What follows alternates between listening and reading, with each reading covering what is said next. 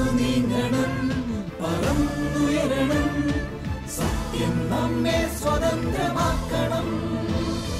സഭയെന്നും വളരണം, വചനമൊഴുകണം, ലോകമെന്നും ശാന്തി പകരണം. രക്തമൊഴുക്കി അവൻ വളർത്തിയ തിരുസഭ വീണ്ടും വളർന്നുയരണം. നടന്നു നീങ്ങണം, പറന്നുയരണം, സത്യം നമ്മെ സ്വതന്ത്രമാക്കണം.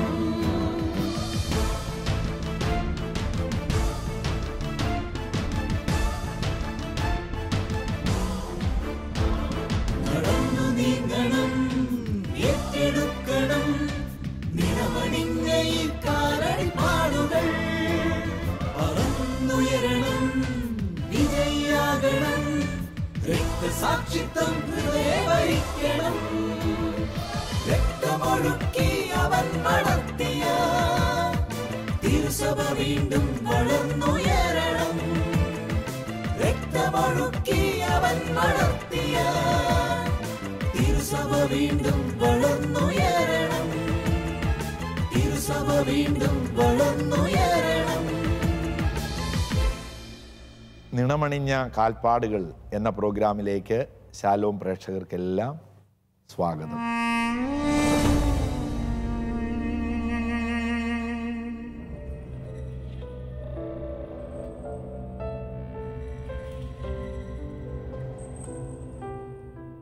രക്തസാക്ഷികളുടെ ചുടുനിണം, അതിൻ്റെ ശക്തിയിലാണ് സഭ എന്നും മുന്നോട്ട് പോകുന്നത്.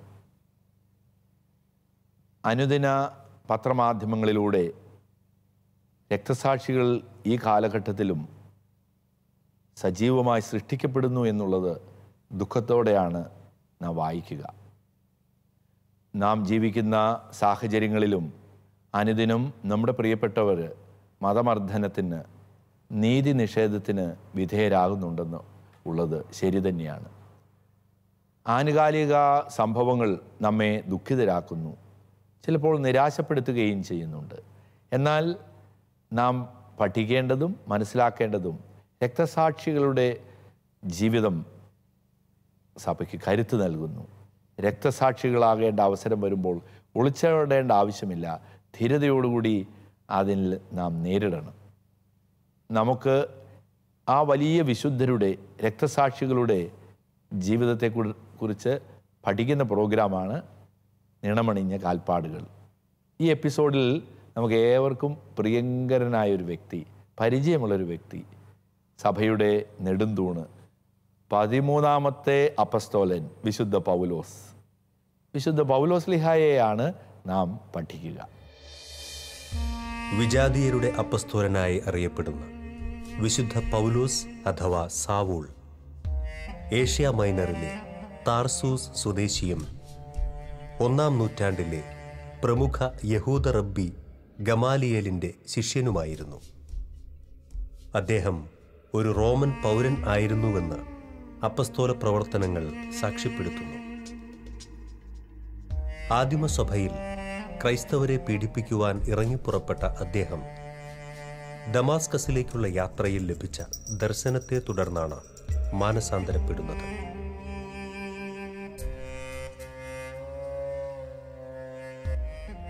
പിൽക്കാലത്ത് ഏഷ്യ മൈനറിലും യൂറോപ്പിലുമായി നിരവധി സഭകൾ സ്ഥാപിച്ച പൗലോസ് അവർക്കായി നിരവധി ലേഖനങ്ങൾ എഴുതി. തൻ്റെ പ്രസംഗങ്ങളിലൂടെയും ലേഖനങ്ങളിലൂടെയും അനേകായിരങ്ങളെ ക്രിസ്തുവിലേക്ക് ആകർഷിച്ച പൗലോസ് ലീഹ നീറോ ചക്രവർത്തിയുടെ ക്രൈസ്തവ പീഡനകാലത്ത് AD 64-നും 67-നും ഇടയിൽ രക്തസാക്ഷിയായി തീർന്നു. വിവിധ സഭകൾക്കായി വിശുദ്ധ പൗലോസ് ലീഹ എഴുതിയ 13ഓളം ലേഖനങ്ങളിലൂടെ ഇന്നും അദ്ദേഹത്തിൻ്റെ വിശ്വാസവും ബോധ്യങ്ങളും സകല ക്രൈസ്തവരെയും ശക്തമായി സ്വാധീനിക്കുന്നു.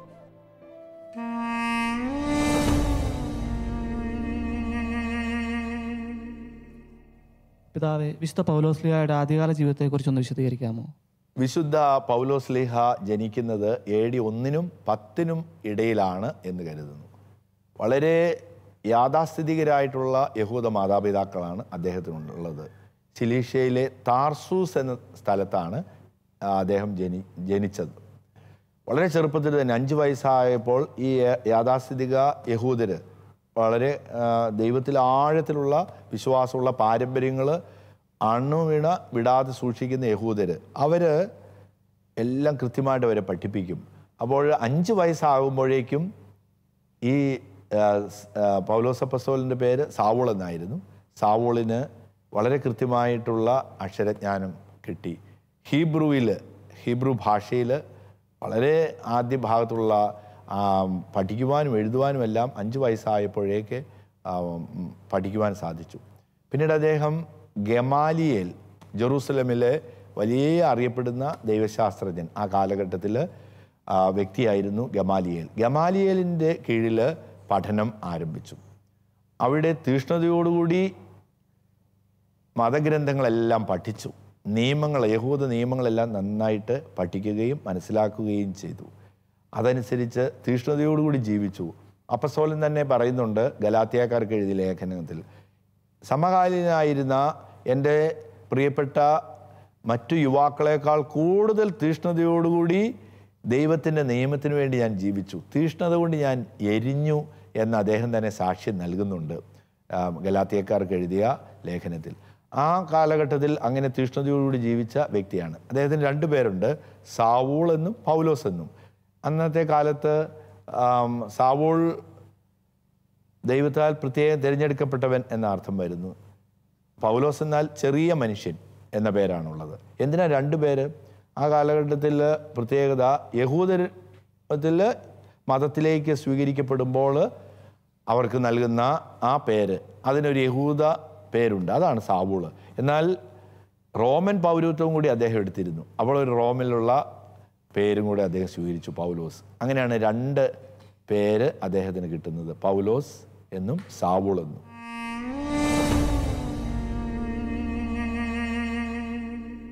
നടപടി പുസ്തകത്തിൽ വിശുദ്ധ എസ്തപാനോസിന്റെ വസ്ത്രത്തിന്റെ കാവൽ നിൽക്കുന്ന ആളായിരുന്നു സാവൂൾ. പിന്നീട് എങ്ങനെയാണ് അദ്ദേഹം മാനസാന്തരത്തിലേക്ക് വന്നത്? സാവൂളിൻ്റെ മാനസാന്തരം നമുക്ക് അപ്പസ്തോലന്മാരുടെ പ്രവർത്തനം 9-ാം അധ്യായത്തിൽ ഭംഗിയായിട്ട് കൊടുത്തിട്ടുണ്ട്. നേരത്തെ സൂചിപ്പിച്ചിരുന്ന പോലെ തീഷ്ണതയാൽ എരിയുകയാണ്. അപ്പോൾ പൗലോസ് അപ്പസ്തോലന് തീഷ്ണതയാൽ എരിയുമ്പോൾ എങ്ങനെയാണ് ഈ യഹൂദ മതത്തെ പീഡിപ്പിക്കുന്നത്? ആരാണ്? ക്രിസ്ത്യാനികൾ. യഹൂദ മതത്തിന് എതിരായിട്ട് നിന്നത് ഈശോയാണ്. ഈശോയെ വധിച്ചു. തുടർന്ന് അപ്പസ്തോലന്മാരും പ്രസംഗിക്കുക, ധാരാളം ആളുകൾ ആകർഷിക്കപ്പെടുകയാണ് ഈ ക്രിസ്തു മതത്തിലേക്ക്. അതിലേക്ക് സ്വാഭാവികമായിട്ടും അധികാരികളും ആ മതത്തോട് ചേർന്ന് നിൽക്കുന്നവർക്ക് എന്തൊരു വിഷമം ഉണ്ടാവും. അവർക്ക് എങ്ങനെയാണ് അവരുടെ ശത്രുക്കളെ ഇല്ലായ്മ ചെയ്യുക എന്നല്ലേ, അതിനല്ലേ പരിശ്രമിക്കുന്നത്. അങ്ങനെ ഇല്ലായ്മ ചെയ്യുന്നത്, പരിശ്രമിക്കുന്നതിൽ മുൻനിരയിൽ നിന്ന ആളായിരുന്നു സാവൂള്. അപ്പോൾ ജെറൂസലമിൽ ഡമാസ്കസ് എന്ന സ്ഥലത്ത് അവിടെ സിനഗോഗുകളിലുള്ള അധികാരികളോട് പറഞ്ഞിട്ട് അവിടെ ആരെങ്കിലും ക്രിസ്ത്യാനികളായിട്ടുണ്ടോ അവരെല്ലാം പിടിച്ചു കൊണ്ടുവന്ന് ജെറൂസലേമിലേക്ക് കൊണ്ടുവരുവാനും അവരെ ഇവിടെ തുറുങ്കിലടയ്ക്കുവാനുള്ള ഒരു കൽപ്പന സ്വന്തമാക്കിക്കൊണ്ട് കുതിരപ്പുറത്ത് ഡമാസ്കസിലേക്ക് പോവുകയായിരുന്നു സാവൂൾ എന്ന ചെറുപ്പക്കാരൻ. അവിടെ വെച്ച് പോകുന്ന വഴി കുതിരപ്പുറത്തുനിന്ന് ഒരു പ്രത്യേക ഒരു മിന്നൽ അദ്ദേഹത്തിന് അനുഭവപ്പെട്ടു. അതിൽ അദ്ദേഹം താഴെ വീണു. താഴെ വീണപ്പോൾ ഒരു ശബ്ദം കേൾക്കാം, സാവൂൾ, നീ എന്നെ എന്തിന് പീഡിപ്പിക്കുന്നു? ഉടനെ സാവൂൾ ചോദിക്കുന്നുണ്ട്, കർത്താവേ, നീ ആരാകുന്നു? നീ പീഡിപ്പിക്കുന്ന ക്രിസ്തുവാണ് ഞാൻ എന്ന് പറഞ്ഞു. നീ ഉടൻ തന്നെ നഗരത്തിലേക്ക് പോകുക, നീ അവിടെ അനനിയാസിനെ കണ്ടുമുട്ടും. ഉടനെ അവന് കണ്ണുകൾ അന്ധമായിപ്പോയി, അവന് കാഴ്ച നഷ്ടപ്പെട്ടു പോയി. പിന്നീട് തുടർന്ന് അനനിയാസിൻ്റെ അടുത്ത് എത്തുന്നതും അവിടെ വെച്ച് അനന്യാസ് അവനെ സ്വീകരിക്കുന്നതും തുടർന്ന് അവൻ്റെ പരിശീലനത്തിൻ്റെ കാലഘട്ടമാണ് നമുക്ക് കാണുവാൻ സാധിക്കുന്നത്. അപ്പസ്തോലൻ പിന്നീട് ഏകദേശം 10 വർഷത്തോളം അറേബ്യയിലും അതുപോലെ മറ്റ് സ്ഥലങ്ങളിലെല്ലാം ക്രിസ്തുവിനെക്കുറിച്ച് പഠിക്കുവാൻ മാറ്റിവെച്ചു എന്നാണ് കണക്കാക്കുന്നത്. അപ്പോൾ ആ കാലഘട്ടത്തിൽ അപ്പസ്തോലന് ആത്മീയതയിലേക്ക് വരികയാണ് ചെയ്യുന്നത്. പിന്നീട് സുവിശേഷം പ്രസംഗിക്കുവാൻ പോവുകയാണ് ചെയ്യുന്നത്. അപ്പോൾ അവിടെ ആ അനന്യാസിൽ നിന്ന് കർത്താവിൻ്റെ അനന്യാസ് എന്ന വ്യക്തിയുടെ അടുത്ത് ചെന്നു. അനന്യാസിൽ നിന്ന് അവന് വീണ്ടും കാഴ്ച കിട്ടുകയാണ്. തുടർന്ന് അവന് സ്വയം ക്രിസ്തുവിന് വേണ്ടി സമർപ്പിക്കുകയാണ്. തീഷ്ണതയോടുകൂടി തിരികെ വന്നിട്ട് സുവിശേഷം പ്രഘോഷിക്കുകയാണ്, എല്ലാവരെയും അത്ഭുതപ്പെടുത്തിക്കൊണ്ട്.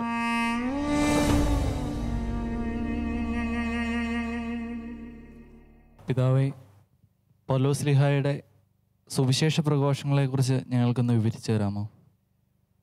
വിശുദ്ധ പൗലോസ് അപ്പസ്തോലൻ്റെ സുവിശേഷ പ്രഘോഷണം, പ്രേക്ഷിത യാത്ര എന്നും ആവേശമാണ് ക്രിസ്ത്യാനികൾക്ക്. ഒരു ക്രിസ്ത്യാനിയാണോ അപ്പസ്തോലൻ്റെ പ്രേക്ഷിത യാത്ര നമുക്ക് പാഠമാണ്.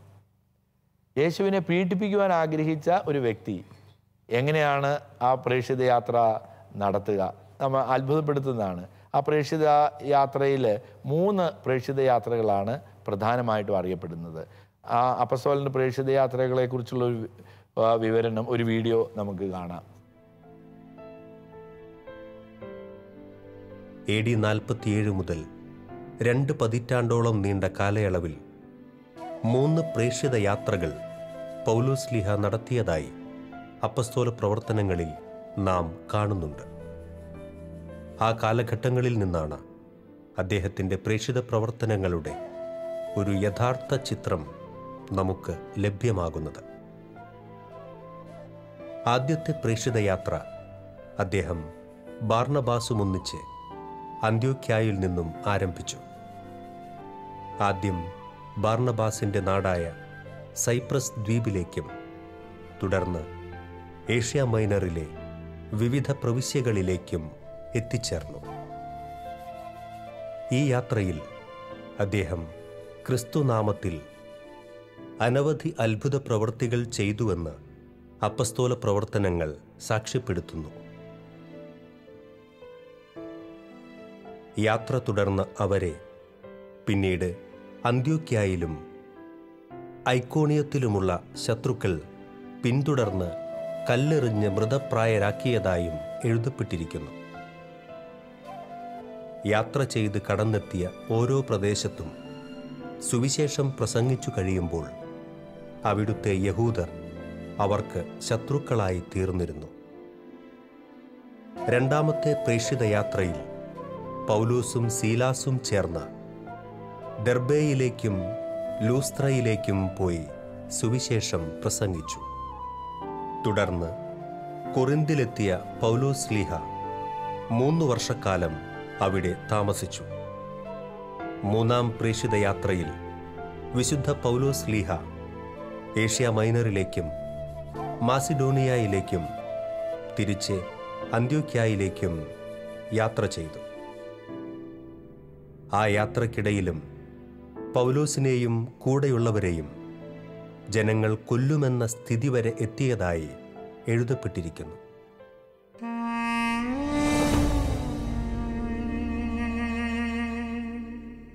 മൂന്ന് പ്രേക്ഷിത യാത്രകളിൽ 48 മുതൽ 51 വരെയും 51 മുതൽ 53 മുതൽ 56 വരെയും 3 പ്രേക്ഷിത യാത്രകളാണ് അപ്പസ്തോലൻ നടത്തുന്നത്. ഈ പ്രേക്ഷിത യാത്രകളിൽ സുവിശേഷം പ്രസംഗിക്കുവാൻ വേണ്ടി അപ്പസ്തോലൻ വിജാതിയരുടെ അടുത്തേക്കാണ് പോകുന്നത്. അതുവരെ യഹൂദരോടായിരുന്നു സുവിശേഷം പ്രസംഗിച്ചിരുന്നത്, യേശുവിനെ പങ്കുവച്ചിരുന്നത്, അവർക്ക് എളുപ്പമായിരുന്നു. എന്നാൽ അവിടെമല്ല സുവിശേഷം പ്രസംഗിക്കുന്നത്, വിജാതിയരോടാണ് പ്രസംഗിക്കേണ്ടത്. യേശുവിനെ അറിഞ്ഞിട്ടില്ലാത്തവരുടെ അടുത്താണ് സുവിശേഷം പ്രസംഗിക്കേണ്ടത്. അതുകൊണ്ട് അപ്പസ്തോലൻ തൻ്റെ 3 പ്രധാനപ്പെട്ട പ്രേക്ഷിത യാത്രകളിലൂടെ ധാരാളം സ്ഥലങ്ങളിൽ സുവിശേഷം പ്രസംഗിച്ചു. മറ്റാരും ഇടാത്തൊരടിത്തറ, ആ അടിത്തറയിലാണ് ഞാൻ സുവിശേഷം പ്രസംഗിച്ചത്. മറ്റുള്ളവർ അധ്വാനിച്ചതോട് ചേർന്നല്ല സുവിശേഷം പ്രസംഗിച്ചത് എന്ന് അപ്പസ്തോലൻ തന്നെ അഭിമാനിക്കുന്നുണ്ട്. അപ്പോൾ അപ്പസ്തോലൻ വിശ്വാസം നട്ട സ്ഥലങ്ങൾ സുവിശേഷം പ്രസംഗിച്ചു, ധീരതയോടുകൂടി പോയി. അപ്പസ്തോലൻ്റെ ശക്തി എന്തായിരുന്നു? ദൈവത്തിൻ്റെ കൃപ. അതെപ്പോഴും അപ്പസ്തോലൻ ആവർത്തിച്ച് പറയുന്നുണ്ട്, ഞാനല്ല അധ്വാനിച്ചത്, എന്നിലുള്ള കൃപയാണ് അധ്വാനിച്ചത്. അങ്ങനെ സുവിശേഷം പ്രസംഗിക്കുവാൻ അക്രൈസ്തവരുടെ, അകത്തോലിക്കരുടെ ഇടയിലേക്ക്, വിജാതിയർ യഹൂദരേക്കാൾ കൂടുതലായിട്ട് സുവിശേഷം അറിഞ്ഞിട്ടില്ലാത്ത ആളുകളുടെ ഇടയിലേക്ക് സുവിശേഷം പ്രസംഗിക്കുവാൻ പോവുകയും തൻ്റെ പ്രഭാഷണം വഴിയും അത്ഭുതങ്ങളും രോഗശാന്തി നൽകുന്നത് വഴിയും അത്ഭുത പ്രവർത്തനങ്ങളിലൂടെയും അപ്പസ്തോലൻ സുവിശേഷം പ്രസംഗിച്ച് സഭയ്ക്ക് അടിത്തറ സ്ഥാപിച്ചു എന്നുള്ളതാണ് നമുക്ക് കാണുവാൻ സാധിക്കുന്നത്.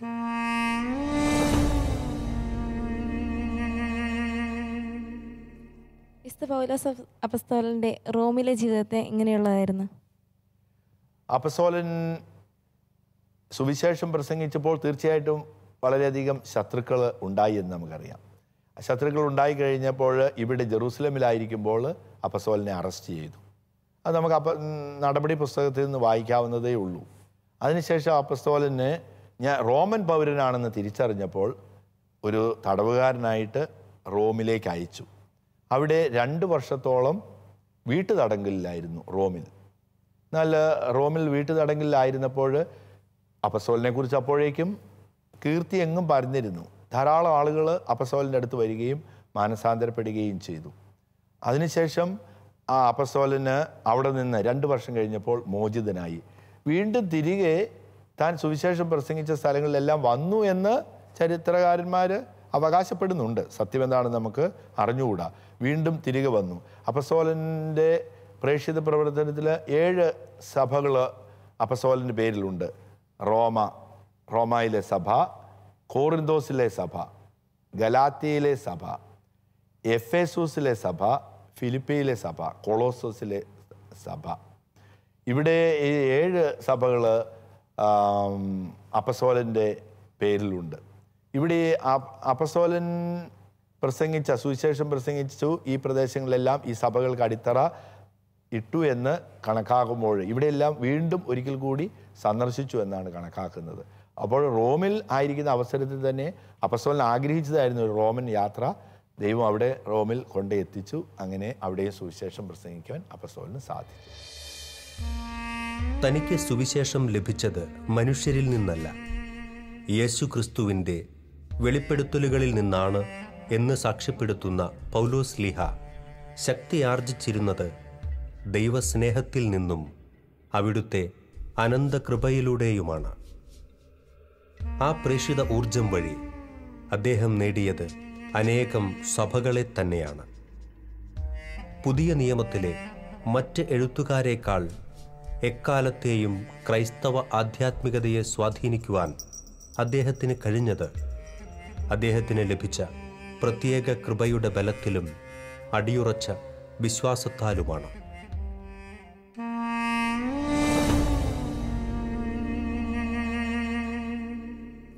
പിതാവേ, പൗലോസ് ശ്ലീഹായുടെ ആത്മീയ ശക്തി എന്തായിരുന്നു?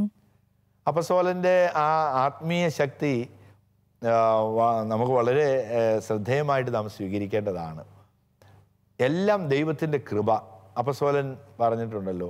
അപ്പോൾ ഒരു ജീവിതത്തിൽ സുവിശേഷം പ്രസംഗിക്കുന്നവർ, നാം എല്ലാവരും സുവിശേഷം പ്രസംഗിക്കുന്നവരായിരിക്കണം. അങ്ങനെ തന്നെയാണ്. അപ്പോൾ നമുക്ക് ശക്തി കിട്ടുന്നത് ദൈവത്തിൻ്റെ കൃപയാണ് എല്ലാറ്റിൻ്റെയും അടിസ്ഥാനം. ഞാൻ സഭയെ പീഡിപ്പിച്ചവനായിരുന്നു, ഇന്ന് സുവിശേഷം പ്രസംഗിക്കുന്നു. അപ്പോൾ എനിക്കതിനെങ്ങനെയാണ് സാധിക്കുന്നത്? ഞാൻ യേശുവിനെ കണ്ടിട്ടില്ല, യേശുവിനെ കാണുവാൻ ഞാൻ ആരുടെ അടുത്തും പോയിട്ടുമില്ല. എന്നാൽ എനിക്കെല്ലാം ദൈവം വെളിപ്പെടുത്തി തന്നു. അതെല്ലാം ഞാൻ പാപികളിൽ ഒന്നാമനാ. എല്ലാം എൻ്റെ അയോഗ്യത ആണ് എനിക്കുള്ളത്. എന്നാൽ എല്ലാം ദൈവത്തിൻ്റെ കൃപ. ഒന്നാമത്തെ ആത്മീയ ശക്തി, ഞാൻ എന്തായിരിക്കുന്നുവോ അത് ദൈവ കൃപയാലാകുന്നു. അതാണ് ശക്തി നൽകുന്നത്. രണ്ടാമത് അപ്പസ്തോലനെ നയിക്കുന്നത് എന്താണ്? അപ്പസ്തോലൻ തൻ്റെ ലേഖനങ്ങളിലെല്ലാം സൂചിപ്പിക്കുന്നത് പോലെ ക്രിസ്തുവിൻ്റെ സ്നേഹത്തിൽ നിന്ന് ആർക്കെന്നെ വേർപെടുത്താൻ കഴിയും? പീഡനമോ പട്ടിണിയോ നഗ്നതയോ വാളോ ആപത്തോ ഒന്നിനും തന്നെ ക്രിസ്തുവിൻ്റെ സ്നേഹത്തിൽ നിന്ന് തന്നെ വേർപെടുത്താൻ സാധിക്കാതിരിക്കട്ടെ. ഞാനിതാ യേശുവിനോട് കൂടി ക്രൂശിതനായിരിക്കുന്നു, ഇനിമേൽ ഞാനല്ല, ക്രിസ്തുവാണ് എന്നിൽ ജീവിക്കുന്നത്. നിങ്ങൾ ക്രിസ്തുവിൻ്റെ സ്നേഹത്തിൽ വേരുപാകി അടിയുറയ്ക്കുവിൻ. എല്ലാ വിശുദ്ധർക്കും ഉണ്ടായിരുന്നതുപോലെ ക്രിസ്തുവിൻ്റെ സ്നേഹത്തിൻ്റെ നീളവും വീതിയും ആഴവും ഉയരവും ഗ്രഹിക്കുവാനുള്ള കൃപ നിങ്ങൾക്ക് ലഭിക്കട്ടെ. വിശ്വാസം, ശരണം, സ്നേഹം മൂന്നും പ്രധാനപ്പെട്ടത് തന്നെ. ശ്രേഷ്ഠമായിട്ടുള്ളത് സ്നേഹമാണ്. സ്നേഹമായിരിക്കട്ടെ നിങ്ങളുടെ ഏക ലക്ഷ്യം. അപ്പോൾ ക്രിസ്തുവിനോടുള്ള സ്നേഹമാണ് നമ്മെ നയിക്കേണ്ടത്.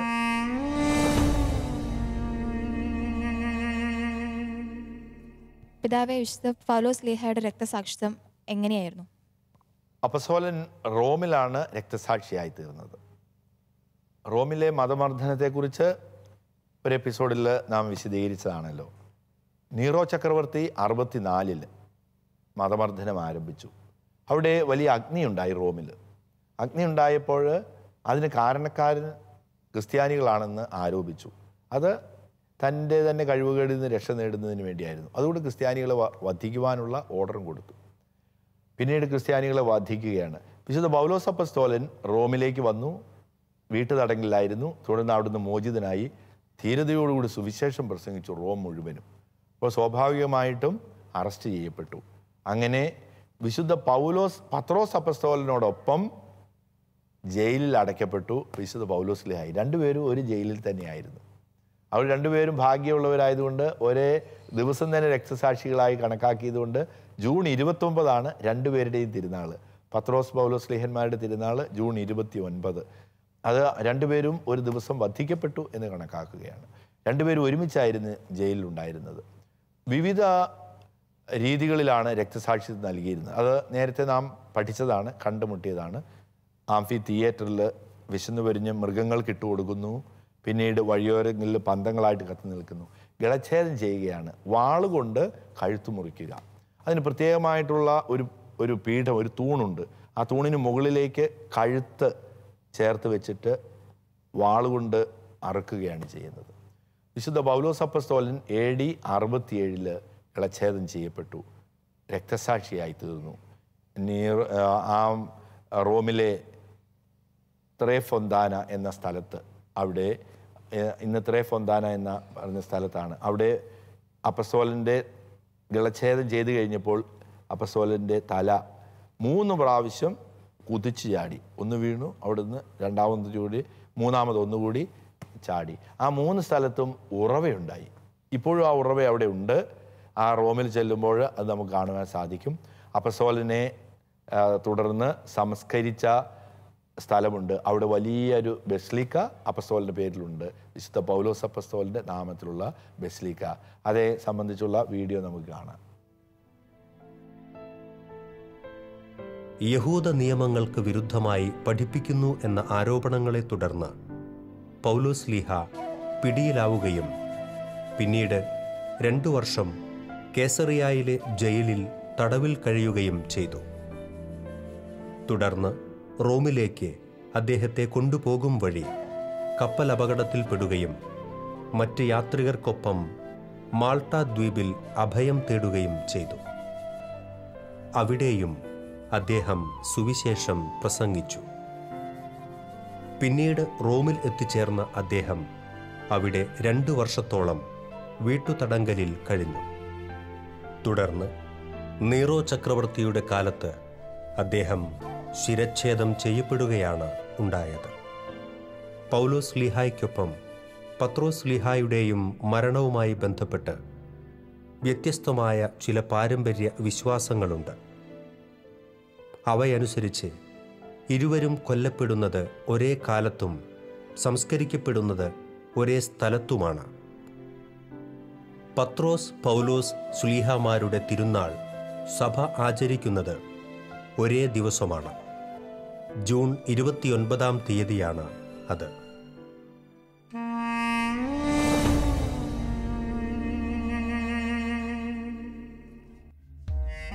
ആരംഭത്തിൽ അപ്പസ്തോലന്മാരിൽ ഒരാൾ ആയിരുന്നില്ലെങ്കിലും മാനസാന്തരപ്പെട്ട് ക്രൈസ്തവ വിശ്വാസം സ്വീകരിച്ച വിശുദ്ധ പൗലോസ് ശ്ലീഹ അപ്പസ്തോലന്മാരിൽ പ്രമുഖനായി തീർന്നു. അദ്ദേഹത്തിൻ്റെ തീക്ഷ്ണതയും ആവേശവും ഇന്നും പ്രേഷിത രംഗത്ത് പ്രവർത്തിക്കുന്ന സകല ശുശ്രൂഷകർക്കും ശക്തി പകരുന്നു. അദ്ദേഹത്തിൻ്റെ ലേഖനങ്ങളും അപ്പസ്തോല പ്രവർത്തനങ്ങളിൽ രേഖപ്പെടുത്തിയിട്ടുള്ള ജീവിതാനുഭവങ്ങളും ക്രൈസ്തവർക്ക് ആഴമേറിയ ആത്മീയ ബോധ്യങ്ങൾ പകർന്നു നൽകുന്നവയാണ്. ഒരിക്കലും മരണത്തെയോ പീഡനങ്ങളെയോ ഭയക്കാതെ സധൈര്യം പ്രേഷിത പ്രവർത്തനത്തിന് ഇറങ്ങിത്തിരിച്ച വിശുദ്ധന്റെ ജീവിത മാതൃക നമുക്ക് ശക്തി പകരുന്നു. വിശുദ്ധ പൗലോസ് അപ്പസ്തോലൻ സഭയുടെ നെടുംതൂണ്. യേശുവിനെക്കുറിച്ച് ഈശോ പറയാത്ത കാര്യങ്ങളെല്ലാം നമ്മെ പഠിപ്പിച്ച വലിയ മിസ്റ്റിക് വിശുദ്ധ പൗലോസ് അപ്പസ്തോലൻ. അപ്പസ്തോലൻ്റെ ആദ്യത്തെ ദൈവശാസ്ത്രജ്ഞൻ. അപ്പസ്തോലൻ്റെ ദൈവശാസ്ത്രം ഇല്ലായിരുന്നെങ്കിൽ ആ ദൈവശാസ്ത്രം നമുക്കായിട്ട് ക്രിസ്തുവിനെ സഭയെക്കുറിച്ച് പഠിപ്പിച്ചു തന്നിരുന്നില്ലെങ്കിൽ യഹൂദമതത്തിൻ്റെ ഒരു ഓപ്ഷൂട്ടായിട്ട് ഒരു ചെറിയ ഭാഗമായിട്ട് നാം നിന്നു പോകുമായിരുന്നു. എന്നാൽ അതിനപ്പുറത്തേക്കുള്ളൊരു സാർവത്രിക സ്നേഹത്തിൻ്റെ ശുശ്രൂഷ നമുക്കുണ്ടെന്ന് പഠിപ്പിച്ചു തരുന്നത് വിശുദ്ധ പൗലോസ് അപ്പസ്തോലനാണ്. അപ്പസ്തോലൻ ദൈവത്തിൻ്റെ മാലാഖയാണ് എന്ന് നമുക്ക് കണക്കാക്കാം. അപ്പസ്തോലൻ തൻ്റെ ജീവിതത്തിൽ സ്വന്തമാക്കിയ ആ വലിയ ആവേശം, ആ ചൈതന്യം, ക്രിസ്തുവിൻ്റെ സ്നേഹത്തിൽ നിന്ന് ആർക്കെന്നെ വേർപെടുത്താൻ കഴിയും എന്നുള്ള ചോദ്യം, അത് നമ്മുടെ ഹൃദയത്തിൽ എപ്പോഴും നിറഞ്ഞു നിൽക്കണം. എല്ലാം ദൈവത്തിൻ്റെ കൃപയാണ്. അവന് വേണ്ടി മരിക്കുവാൻ എപ്പോഴും തയ്യാറായിരിക്കുക. ഞാൻ എത്രയോ തവണ പീഡ സഹിച്ചിട്ടുണ്ട്. അപ്പസ്തോലൻ പറയുന്നുണ്ട്, ജാഗരണത്തിൽ, പീഡനങ്ങളിൽ, മരണത്തിൽ എത്രയോ തവണ മരണവക്രത്തിൽ പെട്ടിട്ടുണ്ട്, കപ്പൽ അപകടത്തിൽ പെട്ടിട്ടുണ്ട്. എത്രയോ തിക്താനുഭവങ്ങളിലൂടെയാണ് അപ്പസ്തോലൻ താൻ ക്രൂശിച്ചിരുന്ന ഒരു യേശുവിനെ പ്രസംഗിക്കുക. എന്തൊരു അത്ഭുതമാണ് സഭ! ആ സഭയിലെ വലിയ അത്ഭുതമായ, വലിയ രഹസ്യമായ സഭയിലെ അംഗങ്ങളാണ് നാം ഓരോരുത്തരും. വിശുദ്ധ പൗലോസ് അപ്പസ്തോലൻ്റെ ധീരത, ആർജവത്വം, കരുത്ത്, ആത്മീയ ചൈതന്യം സ്വന്തമാക്കുവാൻ നമുക്ക് ഉത്തരവാദിത്വമുണ്ട്. ഏറെ പ്രത്യേകിച്ച് ഈ കാലഘട്ടത്തിൽ നാം രക്തസാക്ഷികളാകുവാൻ വിളിക്കപ്പെട്ടിട്ടുണ്ട്. അപ്പോൾ നാം ഒളിച്ചോടേണ്ട ആവശ്യമില്ല. ധീരതയോടുകൂടി നാം ജീവിക്കുന്ന സാഹചര്യങ്ങളിൽ ഏത് പ്രതിസന്ധികളെയും ഏത് വെല്ലുവിളികളെയും ശക്തിയോടുകൂടി നേരിട്ടുകൊണ്ട് ക്രിസ്തുവിന് സാക്ഷികളാകാം. നമുക്ക് സത്യത്തിനും നീതിക്കും വേണ്ടി നിൽക്കാം. അവിടുന്ന് നമ്മെ പഠിപ്പിച്ച സാർവത്രിക സ്നേഹം അപ്പസ്തോലനെ പോലെ നമുക്കും പ്രഘോഷിക്കാം. ഇതാ, ഞാൻ ഈ ലോകം എനിക്കും, ഞാൻ ഈ ലോകത്തിനും ക്രൂശിതനായിരിക്കുന്നു. അഭിമാനിക്കുന്നുണ്ടെങ്കിൽ കുരിശിൽ മാത്രമേ അഭിമാനിക്കൂ എന്ന അപ്പസ്തോലൻ്റെ വാക്കുകൾ നമ്മുടെ ഹൃദയത്തിൽ എപ്പോഴും സൂക്ഷിക്കാം. നമുക്ക് അഭിമാനിക്കുന്നുണ്ടെങ്കിൽ കുരിശിൽ മാത്രം അഭിമാനിക്കാം. അത് അപ്പസ്തോലൻ നമ്മെ പഠിപ്പിച്ചതാണ്. അനുദിന ജീവിതത്തിലെ കുരിശുകളിൽ ആനന്ദം കണ്ടെത്തുന്നത് വലിയ രക്തസാക്ഷിത്വമാണ്. രക്തസാക്ഷികളോടൊപ്പം നമുക്ക് യാത്ര ചെയ്യാം. ഹൃദയത്തിൽ രക്തസാക്ഷിത്വം വഹിക്കാം. ജീവിത സാഹചര്യങ്ങളിൽ, പ്രതികൂല സാഹചര്യങ്ങളിൽ രക്തമൊഴുക്കേണ്ടി വരുമ്പോൾ നമുക്ക് ധീരതയോടെ അതിനെ നേരിടാം. അപ്പസ്തോലൻ പ്രാർത്ഥിക്കുന്നത് പോലെ നമുക്കും പ്രാർത്ഥിക്കാം. ശുശ്രൂഷയ്ക്കായിട്ട് എന്നെ തിരഞ്ഞെടുക്കുക വഴി നീ എന്നെ വിശ്വസ്തനായിട്ട് കണക്കാക്കിയല്ലോ. അവിടുത്തെ നല്ല അംബാസഡർമാരായിട്ട് നമുക്കും മാറാം. നമുക്കും ആത്മാർത്ഥതയോടെ പറയാം, ഈ ശുശ്രൂഷയ്ക്കായിട്ട് നീ എന്നെ വിളിക്കുക വഴി എന്നെ വിശ്വസ്തനായിട്ട് കണക്കാക്കിയല്ലോ. അപ്പസ്തോലൻ്റെ ചൈതന്യം നമുക്കുണ്ടാകട്ടെ. നമുക്ക് അപ്പസ്തോലൻ്റെ മാധ്യസ്ഥം അപേക്ഷിക്കാം. ജീവിത സാഹചര്യങ്ങളിൽ രക്തസാക്ഷിയായി തീരുവാനുള്ള കരുത്ത് എനിക്ക് നൽകണമേ എന്ന് പ്രാർത്ഥിക്കാം. ഞങ്ങളെ ശ്രവിച്ച എല്ലാവർക്കും നന്ദി പറയുന്നു. എല്ലാവരെയും ദൈവം സമൃദ്ധമായി അനുഗ്രഹിക്കട്ടെ. അടുത്ത എപ്പിസോഡ് നാം കണ്ടുമുട്ടുന്നതുവരെ എല്ലാവർക്കും നമസ്കാരം. രക്തസാക്ഷിത്വം